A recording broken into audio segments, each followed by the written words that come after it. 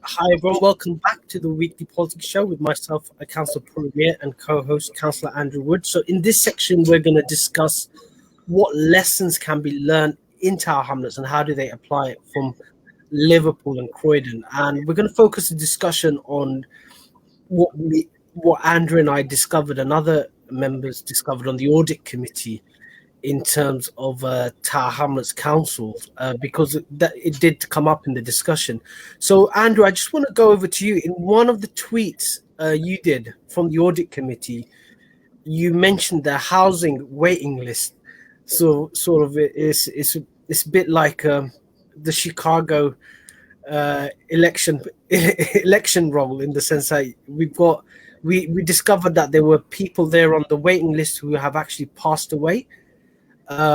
So we always get this number of 20,000 or 19,000 families on the waiting list. But what happened was they did a bit of a deep dive into this waiting list, and it discovered that some people are no longer here with us, and other people have moved out of Tower Hamlets, so they no longer qualify to be housed in Tower Hamlets. Andrew, do you want to go through sort of like your analysis of that finding in terms of the housing waiting list as symptomatic of can Liverpool and Croydon happen in Tower Hamlets? So it was one of the more shocking audit reports I've read. I mean, I sort of read sections of it and kind of my mouth dropped because it was really shocking. And I'll read out some of it to you in a second. But basically what happened, so the internal audit team, they're a special separate team within the council of auditors. They kind of go to different departments and they kind of, look at what's being done. And what they quite often do is they kind of pick some test examples and then kind of dig into the detail. So what they sort of did is they kind of picked 20 people on the housing waiting list and then kind of did some digging as to find out, what happened to those 20 people. So they're picking 20 people at random.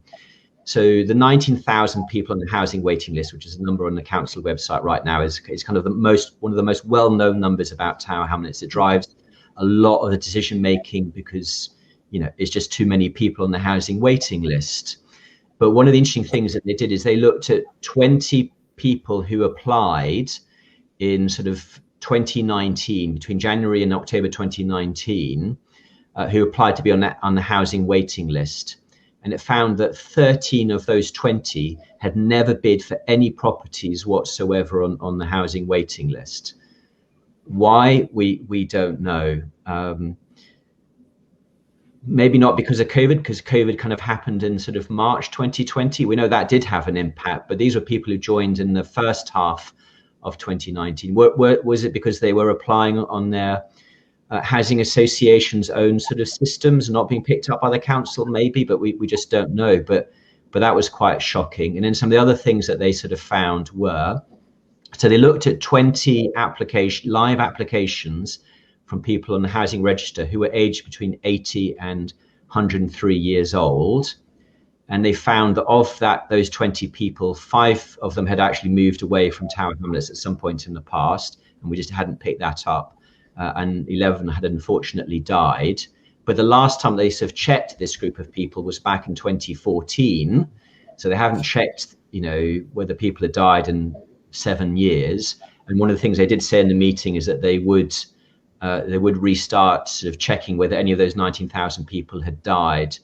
But they were talking about doing it as an automated way, and I'm not sure that's going to be very accurate. Another thing they kind of looked at 20 people who've been on the housing waiting list the longest.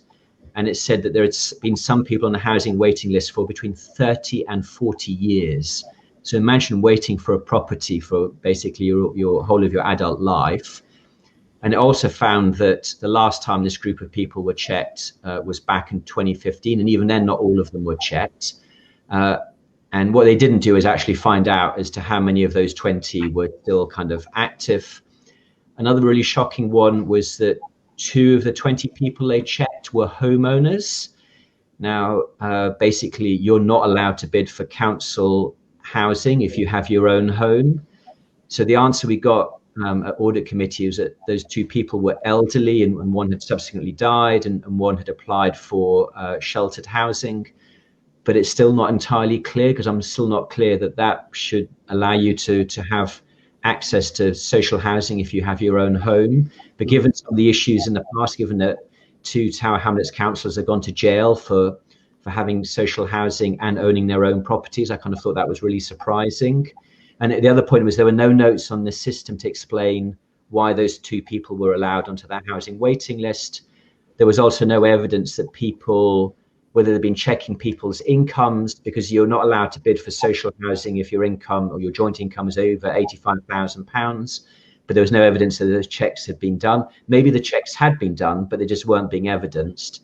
And then the last one was out of the 20 people they checked, 5 of them that there was no evidence of that they checked their identity or checked that actually lived in Tower Hamlets for 3 years. Again, maybe they did, but there was no evidence that they did. So what it basically suggests in summary is we have some people on the housing waiting list who are no longer actively interested or bidding because they've passed away or moved away. We have a group of people who are not bidding, and I don't understand why. Yeah, I can guess, but I don't understand why. But it's also very clear that the last time they were doing checks on people in the housing waiting list was at least 6 years ago. Well, that would suggest in the last 6 years, lots of people have joined the housing waiting list without either proper checks or reviews. And it may be that those people, most of those 19,000 people are on the list correctly, but we no longer, I certainly have no longer any confidence that that is correct, because you could interpret this as saying is actually of those 19,000, maybe half of them aren't real bidders, and that's a very different number. But I can't be sure, because all we have is this one audit report, and it's clearly something we need to follow up on. Yeah, it is kind of shocking that the level of lack of information, especially on something like a core service that the council provides, and housing is the major topic in terms of Tower Hamlets politics and the main driver of a lot of the decisions here. The other shocking, on the back of that audit committee report, the other thing that happened, I think the next day, is the Davenant Centre, where they found a cannabis farm. And so just to give people a background, this is a council-owned property that was gifted to a trust, where the council has an arm's length relationship with the trust. They have a council officer sitting on the trust. And what happened was police basically raided and found a cannabis farm. And it's literally in the heart of, it's not in some far away place. It's literally off Whitechapel Road. We're just across stone throw away from the new town hall, actually. So it's kind of symptomatic of like what is happening with Tower Hamlets council properties, and why are there sort of like checks being done. And there's other questions as well, like the council is a major landlord. We own a lot of properties, we let them out. Like you have a lot of the shops in Tower Hamlets, the landlord is the council. Do we know what's happening in those buildings? Are they being used for crime? Are the real owners there? Are they subletting it to someone else and making profit out of it, which they're not supposed to do without the council's consent? And also, are they being used for the purposes that they told the council? There are restrictions on what activities you could do in terms of are they being used? So, Andrew, what are the lessons from Davenants? What's your take on it, and what are the lessons that we need to learn from it? So, I mean, the difficult one about the Davenant Centre is, the council don't have a direct day-to-day role in managing it. They have an interest in the property, and they have a council officer on the trustees.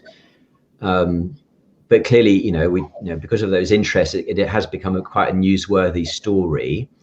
And I know the police found it quite funny as well, because Councillor Peter Goals went down to have a look and was talking to the police, and they were showing him around inside the building, and they thought it was quite amusing, which in some ways it is. And the slightly more concerning thing is, I hadn't realized this, but somebody shared the tweet with me again, is actually on the 12th of February, the police raided the exact same building following reports that it was being used as a cannabis cafe. And the picture the police put up is of the same hall, where the week or a couple of days ago, they raided it and then found 300 cannabis plants inside. So I'm a bit concerned that what happened in February wasn't picked up by the council to try and find out what was going on. But yes, we do have a lot of property in Tower Hamlets. Some of it's being rented out. In fact, one of the things I've been helping people with is actually people are trying to rent some of the council-owned shops and not being able to get through to people, and their emails aren't being answered. So actually, we're losing income in some respects. But yes, there is a concern, given the drugs trade, is that we need to make sure that the right people are using our properties. And the other issue for us as well is that we know community groups actually really struggle to find space. Yeah. And it's a bit annoying that people involved in growing cannabis can find space, but not real community groups out there. So I think that's the other key lesson for us, is we need to manage our property, whether it's directly our responsibility or whether it's something that we have a property interest in. So in terms of next step, would you be minded to the council? Would you be minded as a audit member to ask them to put it on the risk register, like our the use of our council properties? So there is actually some kind of audit done on it. What's your take, and what do you think should be the next steps in this? Well, I think a particular problem that we've got is we know a lot of our council officers don't live in Tower Hamlets, and because of the pandemic and working from home, we probably have less council officers around than we've ever had. So inevitably there's more coming, there's more stuff happening because they're just not that aware. But there is a sort of overview and scrutiny committee. I have a kind of workshop session next Saturday and the following Saturday, where we're kind of looking at things that we need to work on. So I'm working on a list of issues. But yes, audit committee as well. I think we need to probably do a similar list of things that we need to follow up on. And I think kind of property management is kind of one of them. No. So watch this space, guys. Let's see if the police discover any more cannabis farms in Tower Hamlets and who the actual landlord is. And let's hope it's not Tower Hamlets Council, but it is a major issue. And on a serious note, drugs is a massive issue. We have one of the highest number of drug users in the borough. So the drugs trade has a massive impact. And I know in terms of police and crime, they're more focusing on the financial aspects of it to tackle it. And it'd be kind of worrying if the council is aiding and abetting people in the drugs trade, not just in growing drugs, but also laundering their money as well. So it is a massive issue. So we're going to go to a break. So after the break, we're going to discuss air pollution. So air pollution has become a massive issue in Tower Hamlets and in London. It does have an impact on people's health, but we need to. Andrew's got some interesting analysis as to what is happening with air pollution in Tower Hamlets. So join us after the break.